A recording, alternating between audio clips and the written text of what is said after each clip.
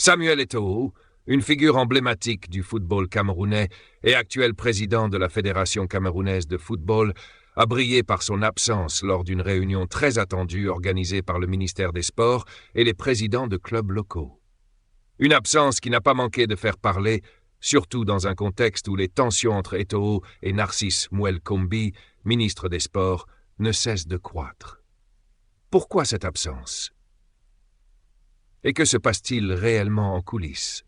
Accrochez-vous, car ce dossier est brûlant.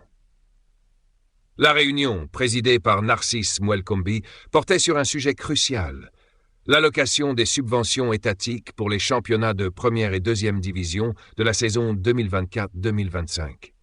Surprise, le ministre a accepté la demande des présidents de clubs de recevoir directement ces fonds, évinçant ainsi la FECAFOOT, dirigée par Eto'o. Une décision lourde de conséquences, renforçant la marginalisation de l'ancien footballeur sur ce dossier sensible. Et ce n'est pas tout. Le ministre a aussi pointé des problèmes récurrents dans la gestion de ces subventions par la fédération, tout en annonçant un premier versement de 150 millions de francs CFA sur les 350 millions prévus pour l'organisation des championnats. Mais ce n'est pas fini. Un accord a été trouvé pour verser 560 millions de francs CFA directement au club, répartis de manière inédite, 2 tiers pour les équipes de l'Elite 1 et 1 tiers pour celles de l'Elite 2. Une décision qui fait couler beaucoup d'encre et suscite une multitude de réactions.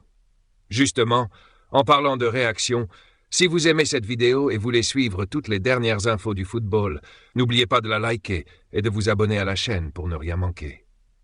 Dans tout ça, Roger Milla, légende du football et fidèle soutien d'Eto'o, ne s'est pas privé de donner son avis.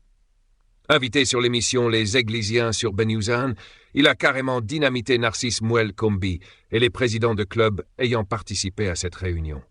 Selon Milla, ce monsieur ne mérite pas sa place. Il accuse le ministre de semer le désordre dans le sport camerounais et pointe du doigt un problème d'ego. Les présidents présents ?